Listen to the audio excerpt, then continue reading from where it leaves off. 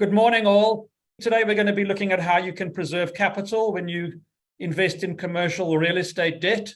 You may hear the acronym CRED, C-R-E-D, being used. It just means commercial real estate debt. For today, rather than just listening to some Zaga folk, we've put together a panel of experts for you, and I'm sure that it's going to be some very valuable input you hear from them. I'm just going to introduce them very quickly, although you had some of their bios in the invitation. Rahul Goyal is a partner at Cordamentha. He's an independent which is an independent and trusted firm providing specialist corporate cybersecurity, forensic, real estate, and restructuring services. Rahul's a partner at the firm. He's a great friend of Zaga. He's a restructuring expert with more than 20 years experience with a wide client base, and he's been mandated in both government and private sector matters, having acted on many high-profile restructurings over the years. So thank you for joining us, Rahul. Bernie Walrut. Bernie's a partner at top-draw legal firm Ashursts. He has over 15 years experience in finance, restructuring, and insolvency, working across the capital life cycle, really from the drafting of the documentation all the way through to enforcement and recovery. He too is a great friend of Zaga. Thank you, Bernie. Sure. And then my colleague, Frank Hajali.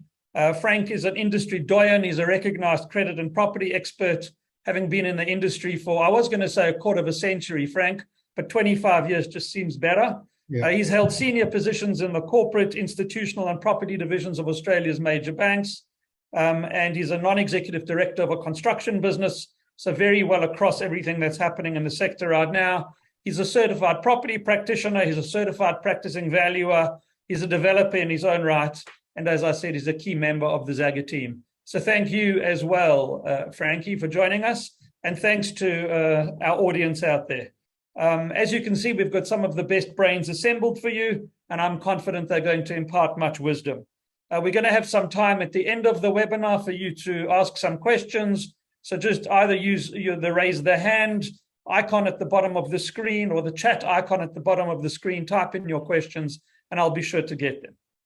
Okay, so without further ado, let's begin the webinar. Frank, I think I'm going to start with you, if you don't mind. There's been a huge amount of speculation in the media recently about the property sector. I see that yesterday another large Melbourne developer went into liquidation. Please, can you tell us what you're seeing currently in the sector and what do you think is needed to restore confidence? Yeah, sure. Thanks, Alan. Thanks to the guys listening and watching this as well. I mean, the main thing that comes to mind is obviously the interest rate movements in the last couple of months. They've been firm, they've been swift, and they've been pretty hard. We got used to the nice environment in the last 10 years, and all of a sudden now it's gone up a number of times in a couple of months. Fair to say that the auction clearance rates is what everyone looks at sort of in the household sector in property, and that's fallen to just above 50% now, as opposed to being over 70% this time last year. And I'm talking about Sydney here, similar across the board around Australia, but Sydney in particular. We're seeing now with the auction clearance rates also leading to a lack of or the absence of emotion buying. So the fear of missing out's now gone from the market. You know, you might find people at the auction, but you'll find the emotion-driven, $500,000 above reserve is now gone. You see a few examples, but traditionally and generally, people will negotiate with real estate agents after the auction. So on the Monday as opposed to the Saturday. So that's the first thing that's pretty front of mind, and people see that on the news every week. The other thing that people don't always see is the construction costs in the industry that have substantially increased in the last 3 to 9 months. That's led to many large builders falling over. It's led to tightening of returns. It's led to increasing costs. It's led to extension of time delays in projects.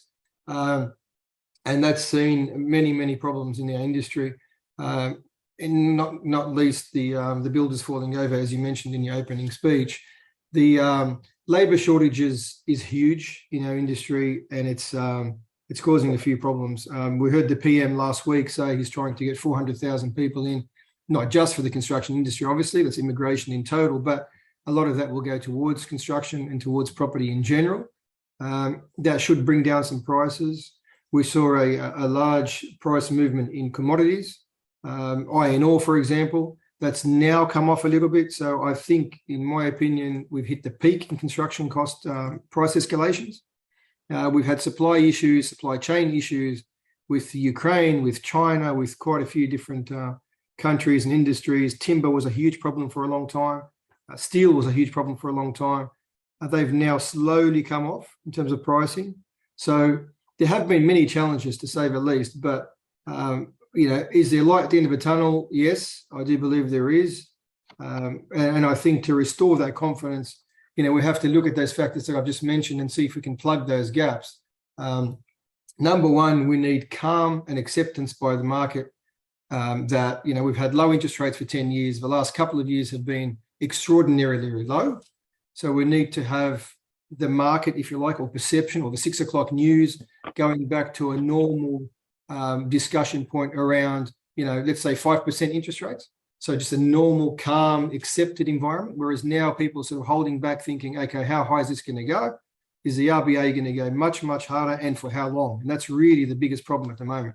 So if calm and acceptance comes back to the market, that's definitely going to help perception-wise.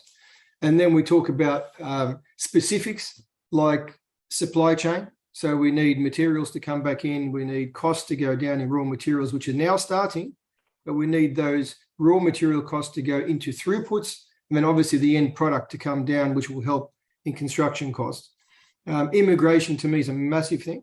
So if we get people in that can actually jump into the industry, provide more supply, that'll bring down pricing to a more normalized level. What does that mean? It means that feasibilities in projects can now be feasible once again. We're seeing a lot of developers now either holding back, waiting for the market to come back in terms of costing, or not go ahead with projects in general because the returns are so low that it's just not worth going through the stresses and the headaches to make a minimal return on those projects. But it's been pretty good. We haven't seen that as a market-wide problem. It's only been a couple of projects here or there, and that's a good thing for us to see. So in my opinion, there's a lot of light at the end of the tunnel. It's just plugging a few of those major issues, and the government's working towards that. The industry's working towards that. And I think besides the geopolitical issues that we're seeing, it will come back to more normalized levels as we go in my opinion, the next 6 to 12 months. Thank you, Frank. So if I'm hearing you correctly, what you're really telling us is that the light at the end of the tunnel is in fact not an oncoming train, but it's going to take a while for us to get there. With that in mind, Bernie, perhaps I can address the next question to you. We know that things are still very tight out there, and we read every day, about, as Frank mentioned, clearance rates dropping, speculation on where the property market is going. We know that banks are tightening their exposures in the property and construction sector. What changes are you seeing from a security and facility point of view, documentation perspective?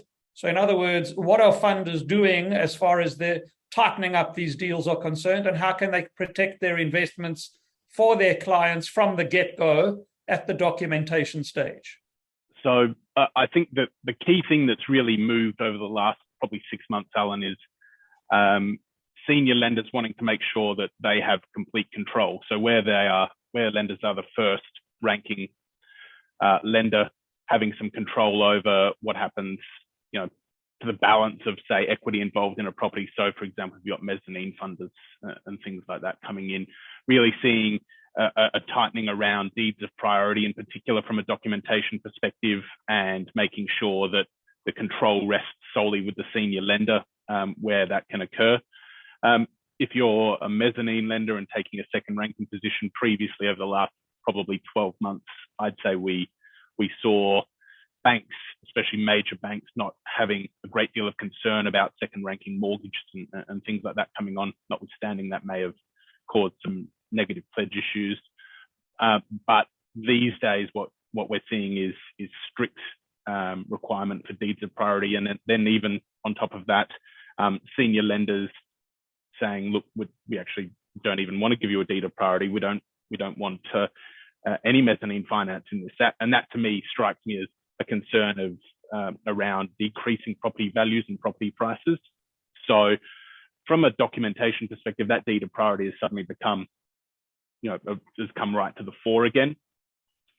As a result, we're seeing lenders now looking for alternative ways to protect their security or to protect their investment by way of additional security over related properties, personal guarantees, now with mortgages over, for example, directors' real property that they own and things like that. So starting to see this idea of a tightening of security as well. So more so than you might have seen in the last couple of years, where you could ordinarily just put your mortgage on as a second ranker and you wouldn't really have any issues. We're starting to see people now really wanting to ensure that they have security across a great deal of assets to make sure that they're appropriately covered in any recovery scenario. So I think that's probably the main change that we've seen over the last 6 months is really this idea of focusing on making sure you've got adequate security and also that where you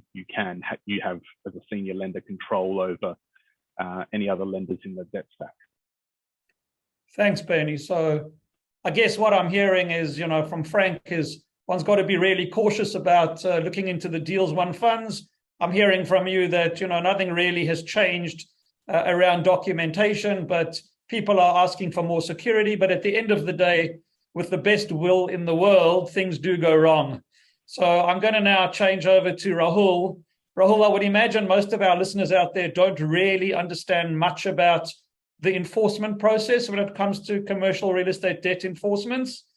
So perhaps I can ask you to start at a basic level and just give everyone an understanding of what the options are, how it works, when it works, and I'm sure a little later on we'll get into some more detail, but perhaps just enforcement 101 from you would be a good place to start. Thank you. Yeah, thanks, Alan. Thanks, everybody, for listening. Enforcement 101. So when the documentation that Bernie was talking about is entered into between a CRED and a borrower, that's an agreement between the two parties to lend a certain amount of money under certain terms. And then if they don't meet those terms, then the lender has certain rights. And those rights effectively, when the confidence is lost between the borrower and the lender, is when the lender will step in and take control. And that loss of confidence is probably the biggest psyche that changes about taking control. Like when you don't trust the borrower to follow through what they agreed to, a lender is able to give the borrower time to fix the problems and fix the confidence. And if that doesn't happen, is able to step in and appoint their own person to take control of the security that's been pledged. So if it's a development, taking control of the development, stepping in the shoes of the developer, or if it's a real estate property to complete a sale, if the sale's been executed, you can step in anytime you like once you've served those notices. It's called what's called a default notice. The default notice has a period of time to cure that default.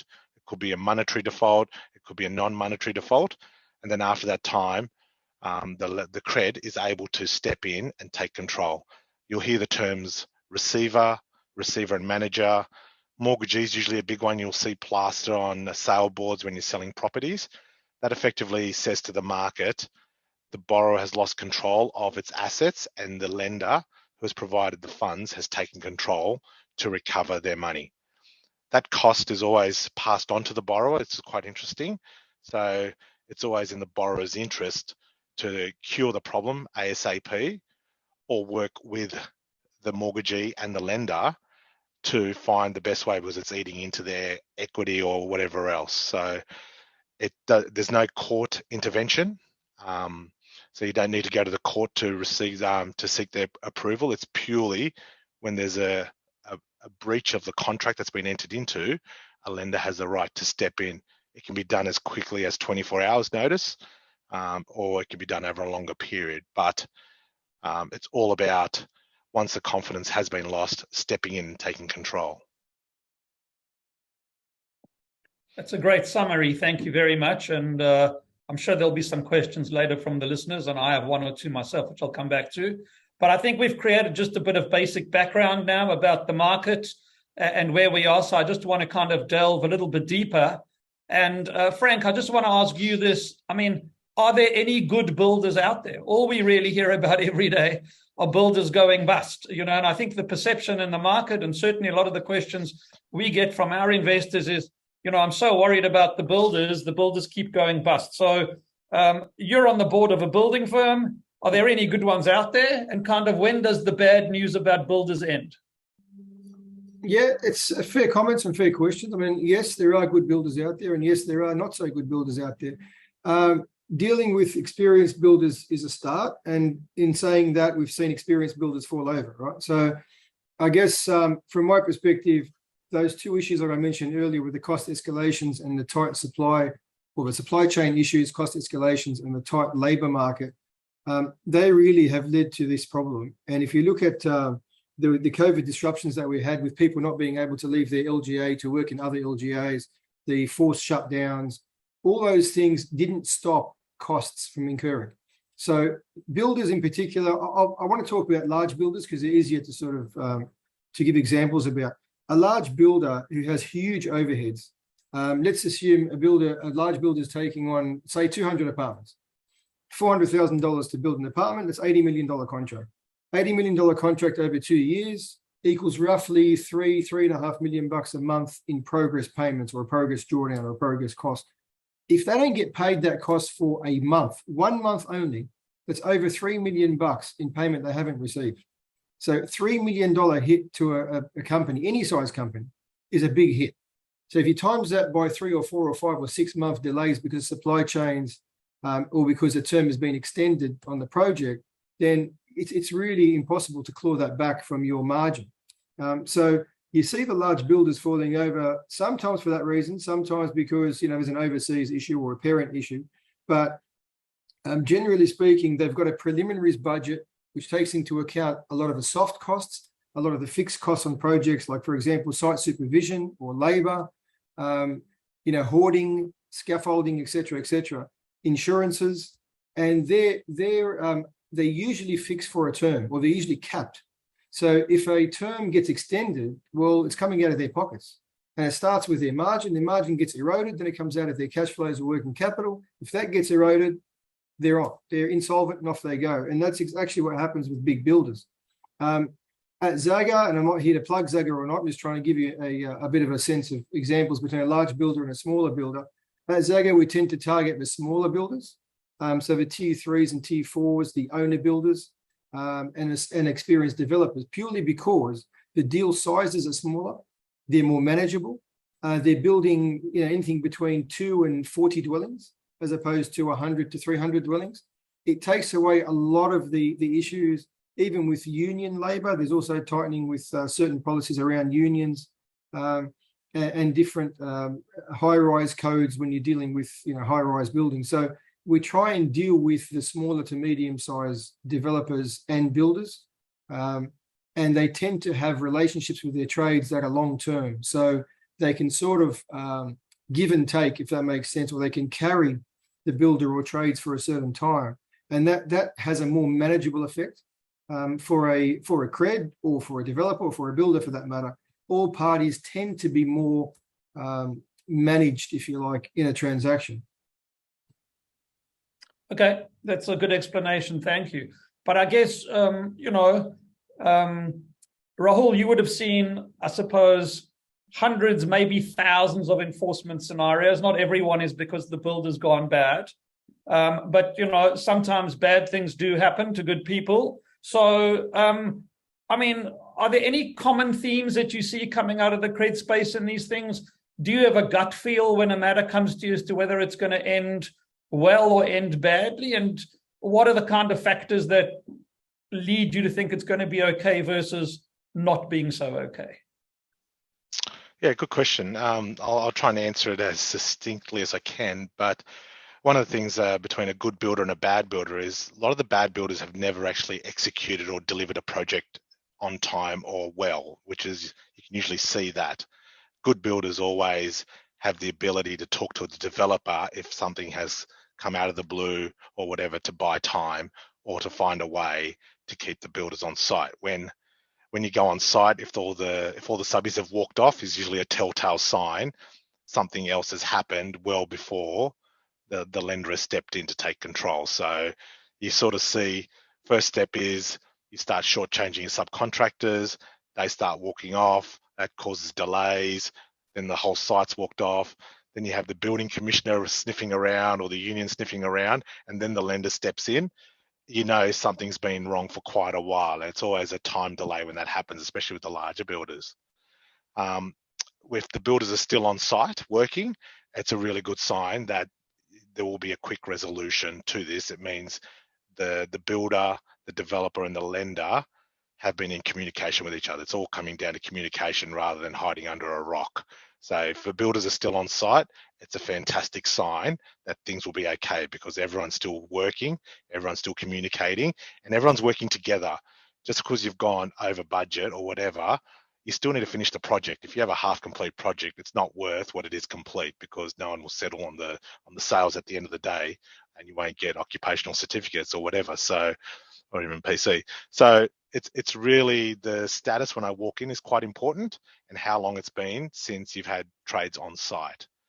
A lot of the time also is there's been some third party issue, like the monies have been diverted to pay for someone's renovation on a home, or a related party, a different contract that's been out of the money or something. It's not been on the actual project where the monies have gone to, and that's usually a telltale sign something's wrong as well.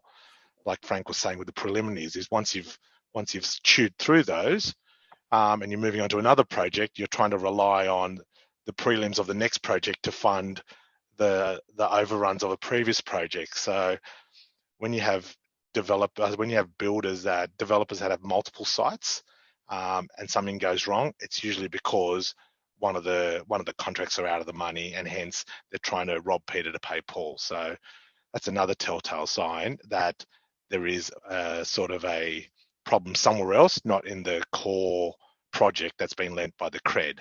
So monies have been diverted. So yeah, so there's always some other reason, not the actual reason why they actually came to the CRED in the first instance to borrow the money. It's always something else. The borrower's gone, okay, things will be okay. I just need to fix this problem over here that doesn't relate to the current project. And once that settles, I'll get the funds from that and repatriate the monies back to the development that I'm supposed to be working on. And that's what I borrowed the money from in the first place. So working out the core issue first, and you can see it very quickly when you go out there, trying to figure out how you contain that. Then you get back on track to try and fix, try and get back the development that the CRED lent into first, and sort of shield that from any outside noise. Great, that's a fantastic answer. Thank you very much. Bernie, moving to you, and maybe moving backwards one step in the process, but not every funder really wants to land up, you know, going mortgagee in possession or the liquidation route. So kind of what outcomes can you drive out of your documentation? You know, how do you create a solution to your client who's the funder, where there's been a default on one of these transactions without necessarily having to go to Court Mentha? How do you just go to Ashurst and say, fix it for me before I go the other way? Oh, look, it probably goes back to the documentation stage, Alan, which is really important, which is often we will see things in the facility agreements, or we'll build options in for lenders, especially if you're say a mezzanine lender. And it's just an easy example, is where you might say you have the option to take out the first ranking lender before any enforcement happens. If you are the senior lender yourself, then there are still plenty of options. And we've seen a lot of the time recently, senior lenders continuing to support businesses that are experiencing some distress through additional provision of capital. That may be at more expensive rates, and there is obviously an opportunity that's presented where there is a need for further additional funding in a stressed scenario. But that probably would be what I've seen a lot of in the last sort of 6 to 12 months in the construction space. We've seen a lot, and development and property development space, we've seen a lot of lenders prepared to tip in additional funds. And that may still involve a Court Mentha in the background, just advising informally on how those funds are lent and and structured, and monitoring the drawdown of those funds, for example, by the borrower. But from a legal documentation perspective, that might then result in additional security, tighter covenants around LVR and things like that.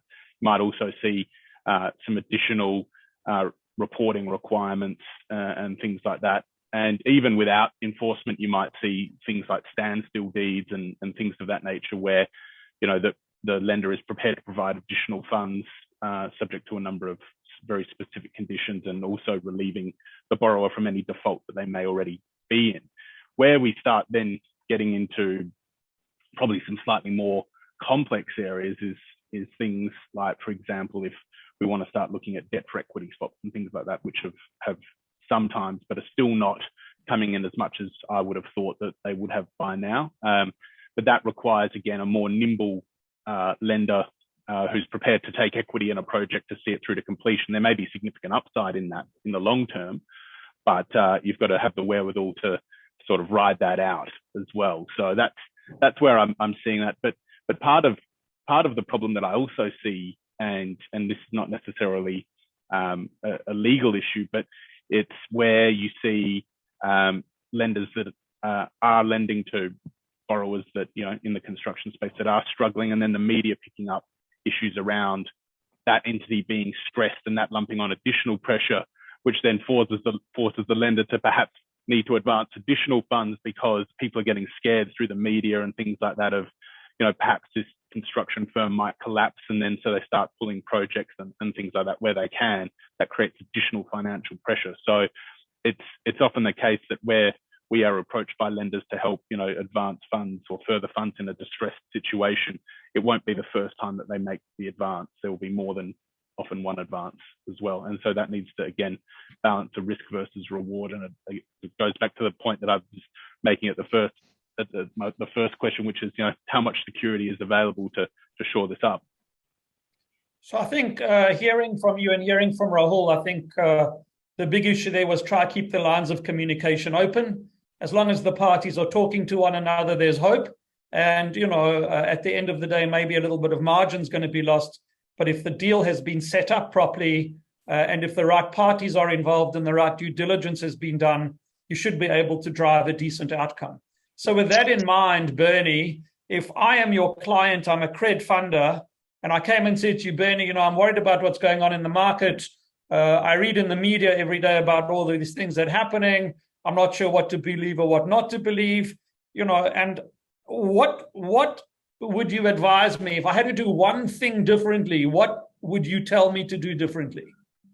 Well, it's a hard question, because I think you already do everything very well. But as a general CRED funder, I'd say you have to be open to all options. You need to be flexible. You need to be nimble. I think in a market which is having a little bit of a state of flux in some senses, you do want the ability to be able to adjust your targets or your security position. You don't want to be forced into, I'll only take first ranking security, or I'll only take a general security agreement and nothing else. I think you need to have a degree of flexibility. So I'd say approach every deal with an open mind, and have that degree of nimbleness that you can as a CRED funder, as opposed to, say, a major lender.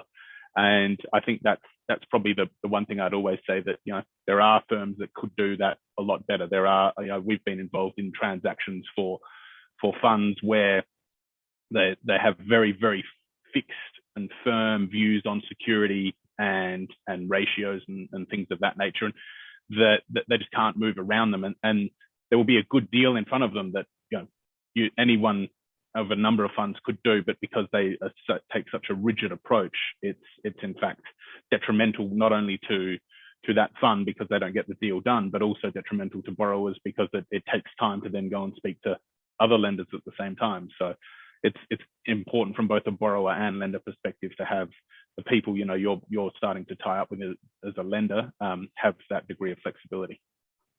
And just sort of adding to that, Alan, from a practical point of view, and I'm sure you guys do this very well, is turning up on site for each of your projects.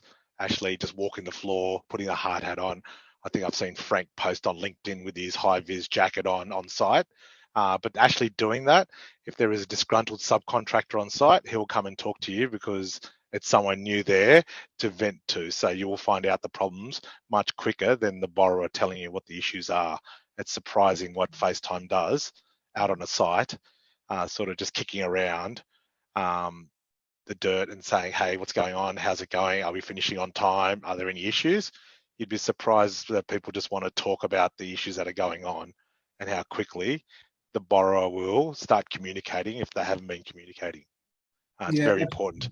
And keeping it outside of enforcement will always get you a better result from experience rather than physically enforcing, because you still need to keep the borrower doing what he's doing, or they're doing what they're doing, not he so much, and making sure they're still interested in completing the project. If they've lost interest in it and you have to step in, that's when things will start to go sideways. Right, thank you for that. I agree with that, Alan. If I just add further to Rahul's point, we do go to sites every month, and it also gives you, and I think Rahul bring up a point where there's a lag and things build up over several months, etc. If you're there every month, you minimize or avoid that lag, so you know about the issue earlier, which means you can deal with it earlier, which means you get less issues to deal with. Thank you. I'm going to ask you guys one more question. I'm going to ask you the same question and ask each of you to answer it. And then afterwards, if there are any questions from anybody listening, please just type those in and we'll have a little bit of time to deal with them. But the question really is around this, and thank you for all the input you've given so far. I'm sure we can spend many hours on each of those things. And if anyone in the audience wants further information, feel free to email us and we'll certainly pass the questions along to Bernie and Rahul and Frank and get an answer for you. But gentlemen, given the current environment and knowing that none of us have a crystal ball, and even if we did, it's probably a little bit murky right now, what's your sense of where we'll be in 18 months' time? Rahul? Good question. I think interest rates will be back to 6-7%, and the Aussie dollar will be at 75 cents, which I think, doing economics at Sydney, that's where the market should be at all times. So I think we're just going to come back to that, and things will get back to being stable again. And in terms of kind of the insolvency scenario, liquidations? Look, there's always a surplus of companies and dormant companies, as you keep reading in the paper. I don't think it's going to be a mass sort of good times for me. I think I'll still be doing what I'm doing in the informal space and the restructures here and there, but I don't think it's going to be some mass bloodbath. Okay, so more of the same, basically, but with some kind of stability and sensibility coming into the rate environment. Correct, and less doom and gloom in the papers every day. Yes. Right, Bernie. Look, I tend to agree with Rahul on that. I don't think there'll be a huge landslide. I think you'll continue to see, especially in the CRED space, new opportunities, and those opportunities will be driven by predominantly major lenders, pulling back in if they're worried about their exposure in, to building and construction companies. We see this, this as people have referred to, this doom and gloom reporting every day.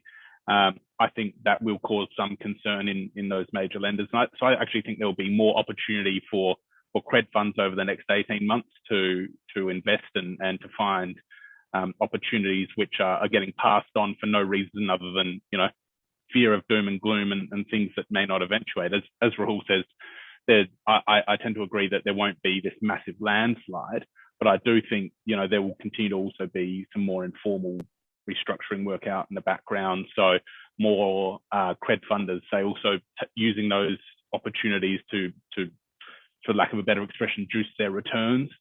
If you can put in additional capital, as we talked about earlier, and receive a higher premium for the provision of that additional capital, then I think that will continue to occur, especially if there is some stress, and that will obviously be monitored, as I've said, and things like that. But I think there will be, those supply chain pressures will continue and things like that. But all that will do is, again, as I say, generate additional opportunities for people who are, flexible and can move fast. Frank?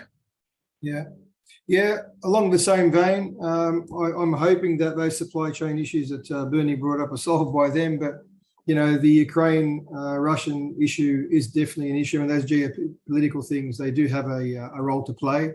The Australia-China relationship is very important too for materials coming in. So I guess for our industry specifically, we need immigration, we need costs to come down, and we need things to happen.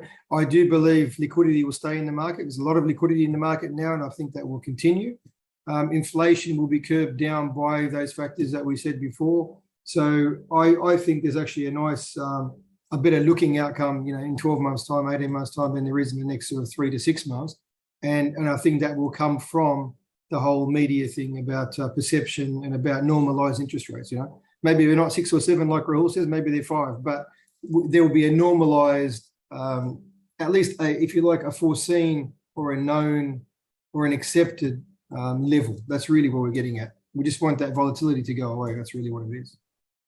Yeah, look, I remember 5 years ago, borrowers were paying 10 or 12% and investors were earning 9 or 10%, and the market was quite happy. So it's not only an issue about rates, but sometimes it's about all of the noise around the rates. That leads me to the first audience question I've received. And that question, Frank, maybe I'll put to you first.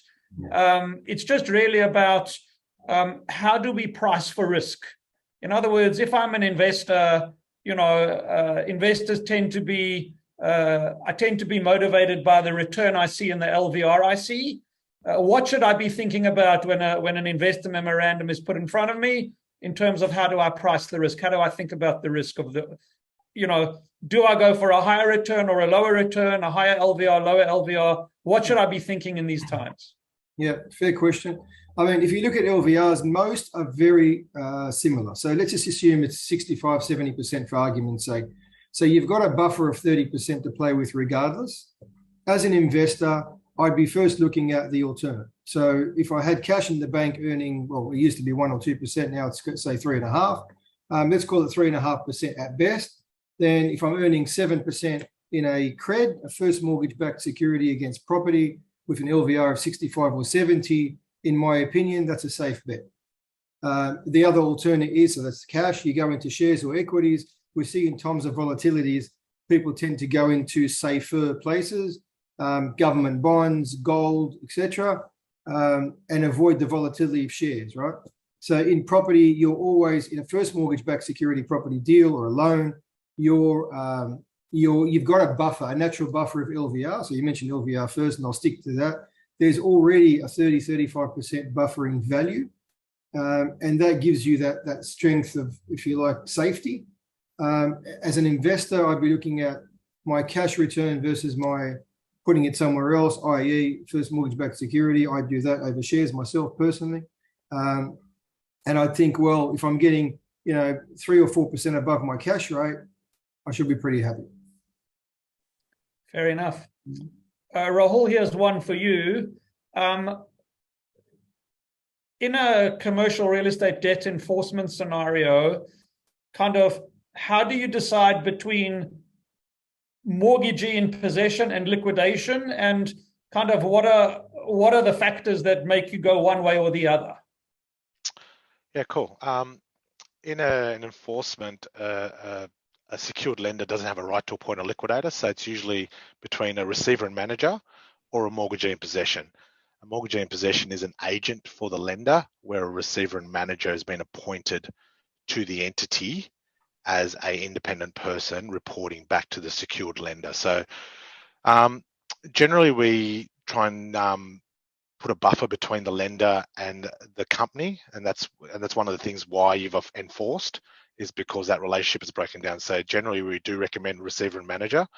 However, if there's a large capital gain to be made, we generally recommend to go mortgagee in possession, because then the lender doesn't have to pay the capital gains tax if there's a shortfall to the lender. So that's sort of the difference in the two.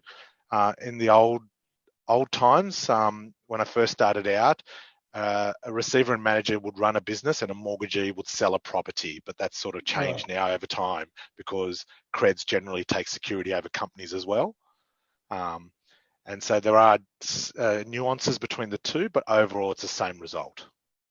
Okay, and last one for you, Bernie. You mentioned right at the beginning that funders will start to take additional security. The question is just, can you please explain a little bit more what you mean by additional security? So they may, previously in property development and construction financing, funders used to look to directors of construction companies for just a simple personal guarantee and perhaps nothing more than that. These days, they will often look for that to be supported by a mortgage for over, say, a director's house. Whether you get that is another thing. That's not often forthcoming. There'll be additional things that are sought, for example, controlled accounts where security over controlled bank accounts where funds are deposited into, so they can have control of that. They'll look for security over the shares in the development entity as well, if that's not already a standard practice, as I know it is, for example, in Zaga's case, a lot of the time. They'll look for anything that they can say, put their hands on easily. So if there's a related project that's almost complete and there is only a small level of debt left in that project with perhaps, say, another financier, I've seen the suggestion from lenders that they may pay out that financier and take the security over that property as well. So maybe a related entity that's got some property that might include mortgages as well over that property, as Rahul's talked about. So it's really just trying to broaden that security net as widely as you can to make sure that if you do need to enforce, you've got more than enough buffer effectively to ensure that after your costs and expenses of the enforcement, as Rahul said, that's often borne by the borrower, are also covered when the properties are sold or whatever other outcome you might get to, say, for example, a business sale or sale of the shares in the development. Sorry, just adding to that, Alan, and in a more maybe a simpler and less legal way of saying it. Sorry, Bernie. The situation will come where, as I was saying earlier, you've lost confidence in a borrower, but the borrower does not want the enforcement process to go through. And the bartering may be where a borrower will say, hey, can I offer you something over and above to give you that extra buffer? Like the LVR may have dropped for whatever reason or whatever, there's no facility headroom. The additional security is to allow sort of a moratorium from a CRED enforcing and appointing, and also providing potentially additional funds with additional security. So it could be a property, it could be something of value that gives the senior lender or whoever's giving the money some sort of comfort that I'm not putting out good money after bad. So, and that's usually by negotiation.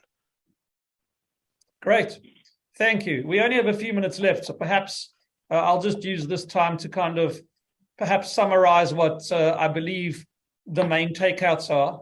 So firstly, I think what we're hearing is that, the market is the market and is always going to be the market. We have to be prepared for the ups and downs. The fact that a commercial real estate debt transaction goes all the way to enforcement doesn't mean that the world has come to an end. It really just means that that's an opportunity for the parties to perhaps communicate a bit better and negotiate a bit harder. But clearly, one can improve one's chances of recovery by getting the deal set up properly right from the beginning in terms of the due diligence. And clearly that due diligence these days has to center around the builder as much as it does the borrower. And of course, to get the documentation set up in such a way that not only is the documentation state of the art, but it actually picks up all of the additional available securities. With all of that said, it's still a fantastic place in which to earn a good return for your money. Let's not forget that returns of 6 to 8% earned, consistently paid annually or even sooner than that, delivered over many years, actually become very attractive returns when looked back over time. And I suppose the last piece of the puzzle is just for us all just to kind of keep a sane mind when all around us are doom and gloom, understanding that that markets will regularize, interest rates will settle, supply chain issues will resolve themselves. COVID, if not going away, will at least be brought under better control. And just because there are ructions in the market doesn't mean that we shouldn't be in it. I hope that's a fair summary. Gentlemen, I just want to thank you for your time and your insights. It's been an absolute Pleasure listening to you. I'm sure our audience has enjoyed it as well. Just for the audience, if you have any more questions, feel free to email info@zaga.com.au. We'll answer them. A recording of this webinar will also be made available for those who couldn't get in or for those who want to have it for record purposes. But other than that, just thank everyone for their time. Really appreciate you joining us today, and take care out there. Thank you very much and goodbye.